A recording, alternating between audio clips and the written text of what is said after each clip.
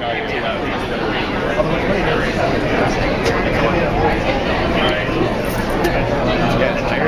really? Wow. Yes, I always like.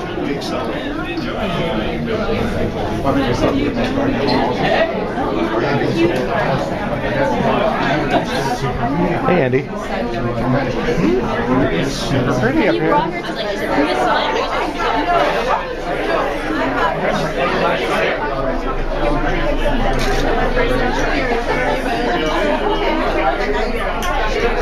I want to also introduce Tim Delaney, who's a very good friend of Ray's and a good partner of mine at work.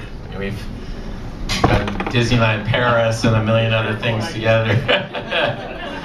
So, yeah, right, exactly. So, I don't know, do you want to start with something, Tim, on this? Or okay. Well, this is really quite an amazing evening. Here we are on Halloween with Ray Bradbury. I mean, that's quite extraordinary.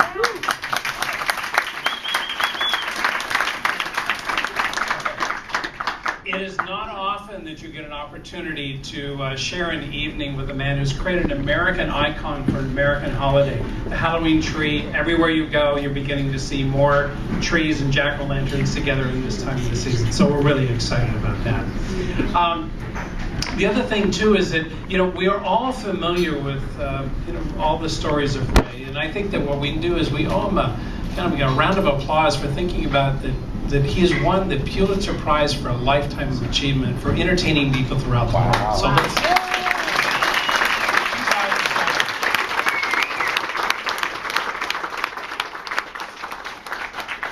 As Tony mentioned, you know, Ray and Walt were very close. Ray's been a lifetime Disney fan as well as a very close friend of Walt Disney, and you know, there's several connections between our business and Walt Disney with Ray. Several of them, including Ray used to tell me, first time he saw Fantasia, he saw it so many times that he used to take his friends, and any friend that wouldn't go to see Fantasia was no longer a friend. The other aspect was, you know, Tom Sherman, who was an Imagineer, made a connection with the World's Fair in 1964 and allowed Ray to write the concept and script for the U.S. Pavilion in 1964. So Walt Disney and Ray shared the 1964 World's Fair in New York, which is quite amazing. In 1978, when I was way back when dinosaurs were rolling, well, I shouldn't say that. I remember Ray showing up and working with Marty Sklar and John Hench on Epcot Center and working out the future of Spaceship Earth. And those were really memorable times for me because I thought what a great place it would be, because Ray and John Hench and Marty Sklar, how fantastic it is. We all work together. That's really fantastic. In 1986, Tony and I were working at Disneyland Paris, and we decided to think of another way of doing Tomorrowland. So we decided to do a place called Discoveryland, which was all about great European visionaries, H.G. Wells and Jules Verne. And we decided who could help us. So we thought, what great visionary, the American visionary, how great would that be? Ladies and gentlemen, let me introduce to you the great American visionary, Mr. Ray Bradbury.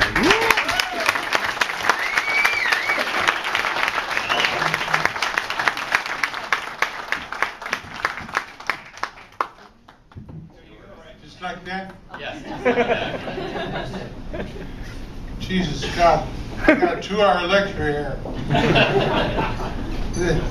The reason we are all here is we are lovers.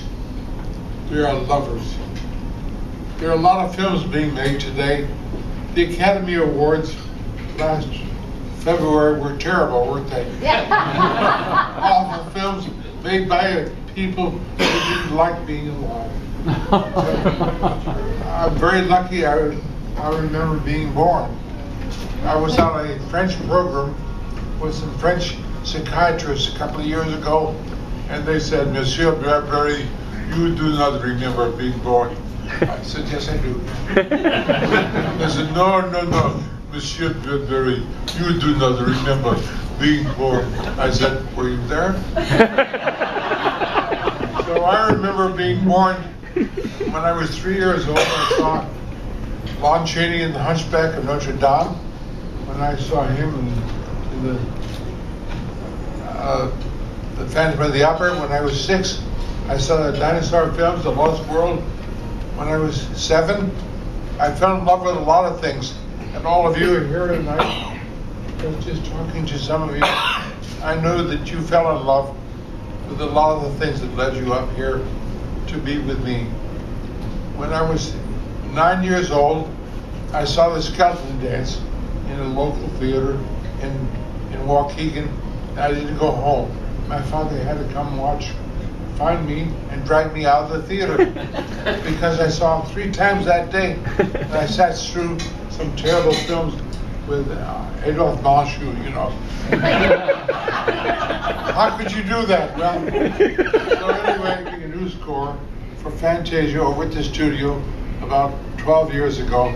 And they called me and they said, "You like Fantasia, don't you?" I said, "Yes, I do." They said, "Well, we're doing over the score today with a full symphony orchestra. Would you like to come over and watch?" So I ran over to the studio and I walked in the studio and there's 110 musicians playing Night on Bald Mountain. Jesus, God, it was beautiful. I stood there entranced. And when it was over, the orchestra conductor saw me standing there. He brought me up to the podium and introduced me to the orchestra, and I'm the one that got the applause. And I was there because I loved them, and because of Night on Bald Mountain. I formed a film society within the Writers Guild 30 years ago, and on Halloween, I present a bunch of Disney Halloween films. I did a whole evening of last reels from the Snow White and Seven Dwarfs, and Alice in Wonderland, and The Sleeping Beauty, and because I wanted those children to see these great scenes which combine terror with beauty. So you see, over the years, I wanted to wind up with people like you. And a wonderful thing happened one Christmas back in 1964. I was in a shopping center in Beverly Hills. I saw a man approaching me with a bunch of gifts, and his head was standing over the top.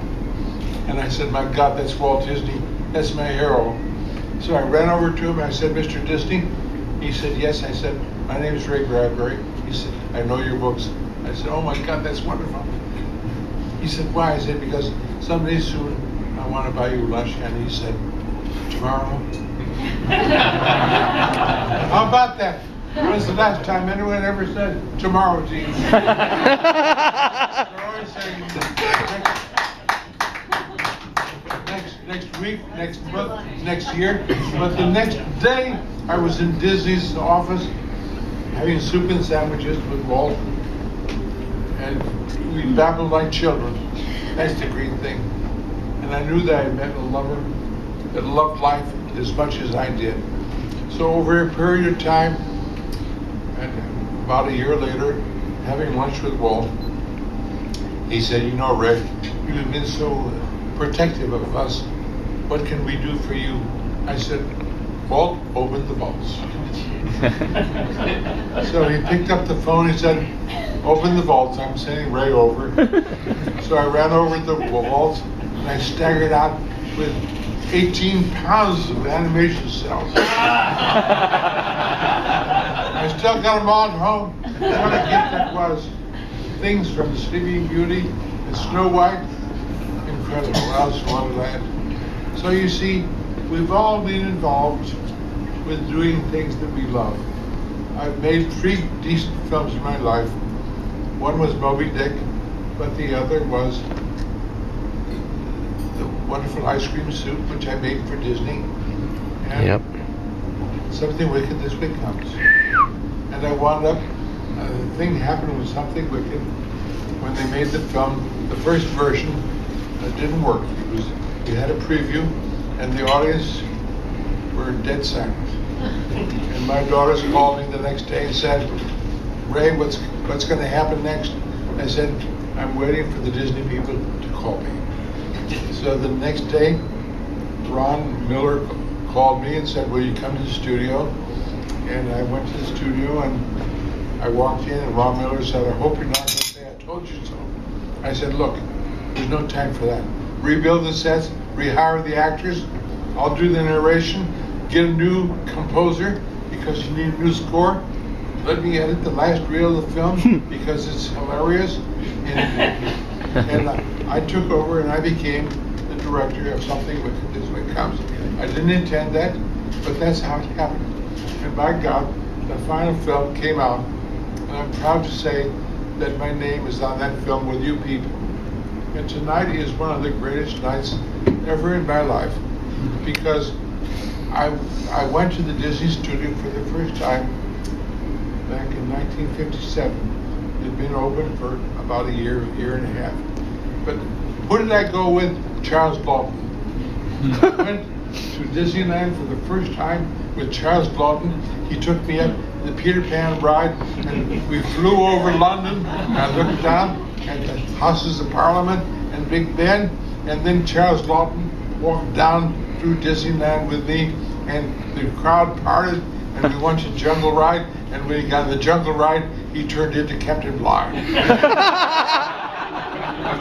So, and then when they were adding things to Disneyland, John Hench walked me through the waterways before the water in for the Pirates of the Caribbean, and when they were building the Haunted Mansion, I went through there before the structure was finished with John Hench.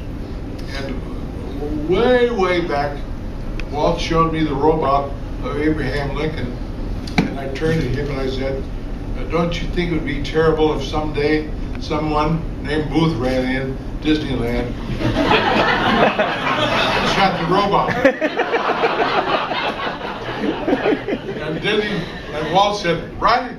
So I wrote it and it appeared in Playboy. I wrote a story about shooting the robot in my life has been deeply involved with all of you, and it's a treasure for me that I can't possibly tell you what an incredible evening it has been. And you're all lovers. And one final thing, during the last month, I've got a notice from Russia. They wanted me to come to Moscow and pick up an award from them, and I couldn't do that. But they sent someone to my house with an award. And then the French were in touch with me, and there's going to be a banquet next month, and I'm going to receive an award from the French people, which makes me a commander of the arts and letters in France. So you see, tonight, being with all you lovers, I command you to love me. Thank you very much.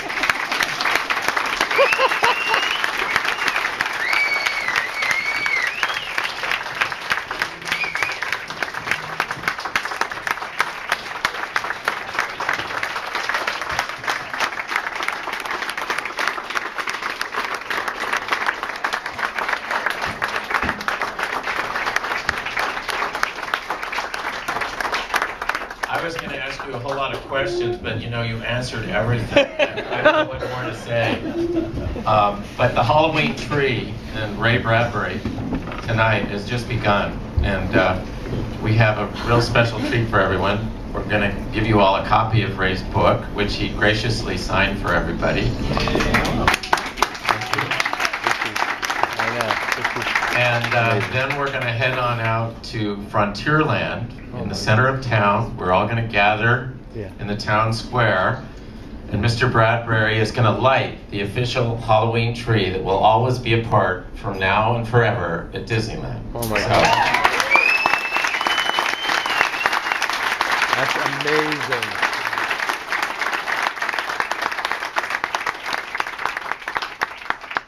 So, I think are we just about on time, or I don't know if there's any questions, or anybody has like a burning thing they have to ask Ray. Maybe one or two? One, okay. If Walt Disney were alive today, and there was one thing you could ask and say in his Could you Did you hear it? If Walt Disney were alive today, and there was one thing to ask him or say to him, what would you say to Walt? I said to Walt finally, I wish you were mayor of LA. But as he said, that one time I said to him, he said, I can't be mayor because I'm already king.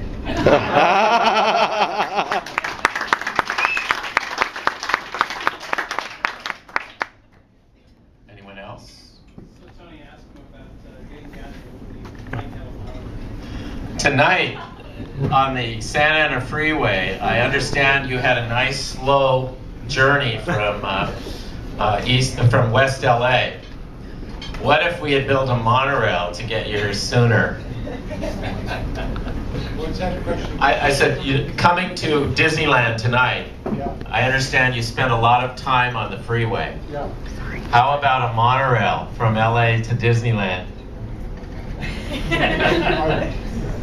40 years ago, I went to a meeting downtown in front of the city council, the board of supervisors, because the monorail people offered to build a free monorail across all of LA, not just in Disneyland, but everywhere in LA, and offered it free if they got to rent it. So I thought that was fair. And the city council, and the board of supervisors turned it down that day. I was So I got up and I said, I want 3 minutes. And they said, what do you want to say? I said, because to paraphrase Winston Churchill, rarely have so many offered, not so little from so few. So I said, you are wrong, you've got to build the monorail someday. And I went up and offered my services to the monorail people. And for the next year, I lectured all over Southern California to try to get the monorail built. It's 40 years ago. Tonight, coming out here, I realized the monorails belong with the dinosaurs, don't they? We've got to kill the goddamn things and build the monorail across all of LA into Disneyland. So I'm working on now. I'm trying to get a meeting with the mayor if he can get rid of that girlfriend.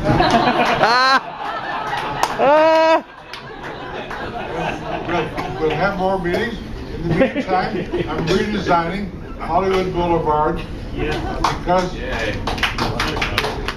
20 years ago I told them to build a set from a major film, and they finally built it. I told them to build the Delia Griffith thing from Intolerance, and it's at the corner of Hollywood and Highland. So that's my baby. I told them to build it. They finally put it there, and the damn thing is working. So go take a look. So now keep your eyes open, and maybe next year or the next year after that, we'll start building the mine.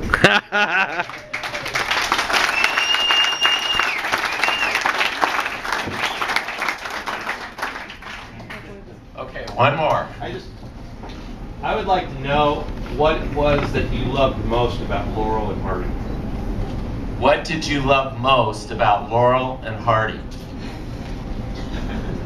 What I loved most when I arrived in Ireland 50 years ago to write for John Huston, I picked up the Irish Times, and there on the front page, at the 1st of October, 1953, it said, Laurel and Hardy, here in Ireland tonight in person at the Olympic Theatre.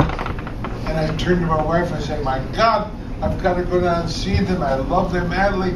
She said, I'm tired. I got to watch the kids. You go down. So I ran down to the Olympic Theatre, 1st of October, 55 years ago, and there was one ticket left. And I bought that ticket. I sat in the front row with Laurel and Hardy doing all their reputations, all their wonderful scenes. And I just burst with tears. You tell me about love. And when it was over, I went backstage and stood by the stage, by their dressing room door, and looked in at them. I didn't introduce myself. I just wanted to look at them and watch their people going in and out. So you asked me about my love. That's what it was. Ireland, October 1st, 55 years ago. My love remains forever. That's fabulous.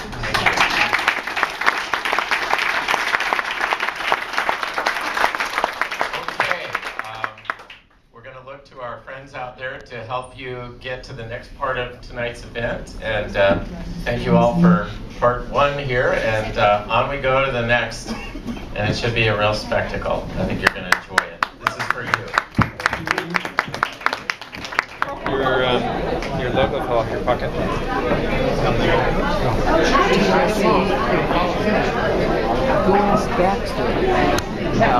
Okay, so where are we? Right now, we are in the illustrious New Orleans Square. With all the lights off, because guess all what? the lights off because The park is closed. And we are big nerds. Look at that, folks. Nobody here. No one here. Except for Dorkosaurus is like, us Dorkosaurus is freaking out that we're in the park after it's closed. Totally. Yeah. Dorkosaurus. Yeah, to be a permanent part of Disneyland. So there's going to be a plaque here, and we're going to give Ray a copy of the plaque. But first, I want him to talk a little bit about the Halloween tree, and then he's going to do the honors here tonight and actually bring this hallowed oak to life. God bless you. Okay. I'm so proud to be here. Thank you so much. Okay, put it, Okay, so let's have Ray pull the switch to light our Halloween tree. All right, here we go. There we go.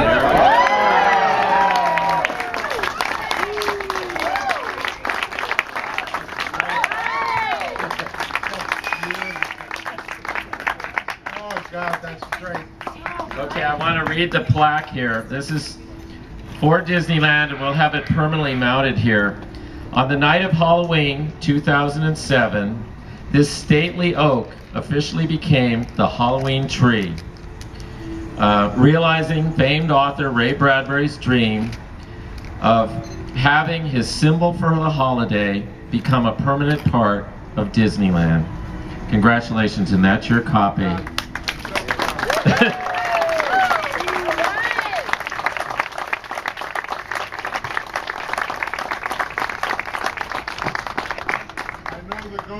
The ghost of Walt Disney is blessing me at this very moment.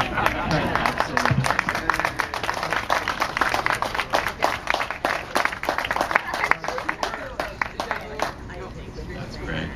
Wow. All right. A real tree at Disneyland. Yeah, this will be here forever. Kids will be able to see the plaque, and every year, if Brad Kay, who did all this work last night, has his way, we'll decorate it even more. As the tree gets older and bigger, it'll get more and more decor each year. So yeah. And it's right here in the town square, of our Frontierland. Why don't you tell them a little bit about the story of the Halloween tree? Oh yeah. Very quickly, I was in the basement with my children 50 years ago. I painted a picture of a Halloween tree, and 2 years later I bumped into Chuck Jones, the animator, and we talked about Halloween, and he wanted me to do something about Halloween. I said, look, I'll bring you a picture that I painted and see if you like it. So I brought him the picture, and he said, that's beautiful. How would you like to write a film for me about the Halloween tree? Well, I wrote the film for Chuck Jones, but MGM closed its animation unit at that time and fired everybody, including me, Jones. So I wrote the novel of the Halloween tree, and it was published 35 years ago this week. And along the way, when people read it, the Halloween tree began to appear in front yards across the United States. I'm so glad of that, because now I realize I'm becoming part of my favorite holiday. And when I go home tonight, I know I'll find a few Halloween trees in front yards all across LA. So you see how much this means to me, but it's especially fine because I belong here in Disneyland ever since I came here 50 years ago.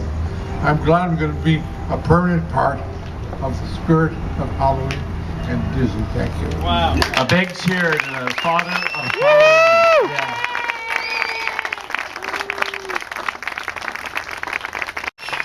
We love you, Ray.